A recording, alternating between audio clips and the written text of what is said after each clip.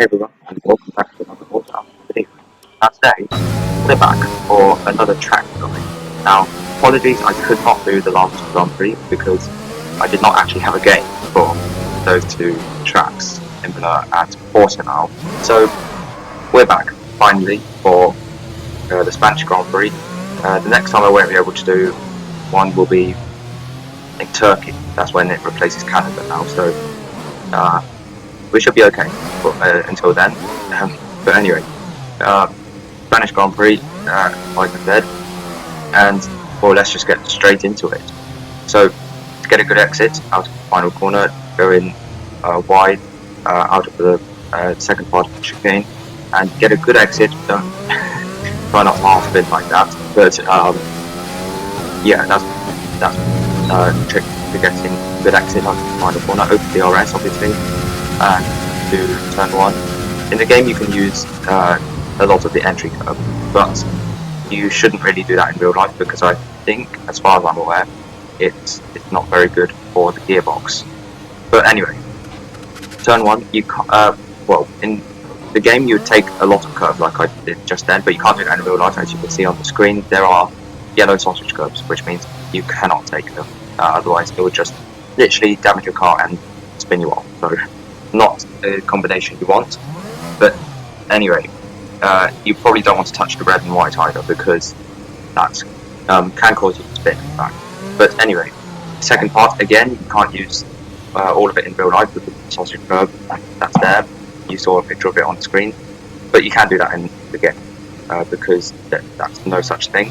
But in real life, you'd again, don't touch the curve because that will offset the car quite badly. And so just get as close to it as you can. Anyway, flat out, this is great. You can get away with using the curve at the apex, but you can't do that in real life. Talking of that, in real life you would go out here, roughly, but in the game, the fastest way is actually to go tight, like this. As you can see, that's basically what league racers and F1 esports drivers do, so that's how it works. Anyway, turn 4. Fourth gear, and just carry it through. You can short shift a bit if you want, but on the exit you can use the curve if you want to. You don't actually have to because it won't affect your lap time that much, but if you feel like to, you can, I guess. But anyway, we're now moving on to turn 5, third gear for this one, and basically just a standard corner. You can use the exit, entry and exit curve, apex curve. I'm not too sure about, but this left-hander, this tiny left is actually turn 6. Turn 7 here, you can use the curve in the game, but I'm not sure about real life. Turn 8, this second part, you can use as much of it as you can, but don't touch the sausage curve. And in fact, in real life, I think they extended the sausage curve, so you can't really use that much of the track anymore, which I find quite annoying. So yeah, I just suppose that's just the way it is, I guess. But anyway, turn 9. This is a very, very fast one. You have to lift off ever so slightly. You'll be in 7th gear, and yeah, you have to lift off just a tiny bit, but then just get back onto the power to carry the speed through. But on the exit,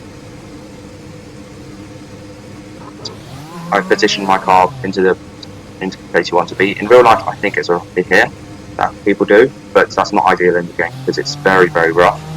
And in fact, once upon a time, I used to go all the way out here, but obviously I knew that's not the fastest way around. Although some people still do it now in real F1, which is interesting. But anyway, we're now moving on to turn 10. Now, from 2020 and before, we always took this tight line down here. I think it's third gear corner or second gear, depending on how much rotation you want. And so you just carry it through like this. You can use all of the track, but in real life there is a sausage curve on the exit, and so you don't want to touch that. You can see it on screen right now. And so yeah, that's turn 10. You can otherwise you can use all of the track like that. Now this is very, very odd one because the elevation change or the gradient is very, very exaggerated here in the game, and it's not supposed to be like that. It's supposed to be like it is on the screen, and so that's actually going to offset the car quite badly, the game, and so you have to lift off ever so slightly, but you don't have to do that in real life. But anyway, moving on, I'll talk about the other layout of turn 10 now, because in real life, from 2021, they are actually using the wider layout. So you'd brake at the 75 meter in this game, at least, that is, 4th or 3rd gear, I prefer you 4th, and just carry through like this. There is a small bump in the game, so you have to watch out for that, but otherwise it's pretty normal. Turn 11 here, sorry, turn 12, so some drivers like to V-shape it, basically go tight at the initial apex and then have a second one on the exit, and so that method gives you a good exit out of the corner. I personally don't do that because the straight after this is not long, so you really don't need to do V-shape. If the straight after this was as long as the back straight, or the main straight basically, then yes, can V-shape it, but it's not. So it's not entirely necessary, but I guess you can if you want to, but that's my opinion basically. So I'm reversing for some reason. Yeah, I think I was trying to demonstrate the V-shape thingy. You can see it on the racing line as well, green dots and everything. On the exit you'd be in 5th gear, now into this chicane area, 4th gear for the first right, and then in real life they go down to 3rd for this corner. In the game, 3rd is not the best gear, but you can use 2nd if you want to.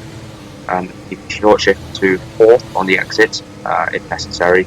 And now in real life there is a sausage curve at the exit, and that gives you so much traction. It's so grippy that it's really a shame if you don't use it, to be honest, as you see on the screen right now. And so in real life they would use that a lot, but in the game that doesn't exist, which is, I'll be honest, quite a shame, because it would have been quite nice to use. But otherwise, that is the in-depth lap analysis, and now we're going to have a look at the hot lap. But before we do, please make sure you subscribe to the channel and enable all notifications to make sure you don't miss a single upload. Now, here's my hot lap.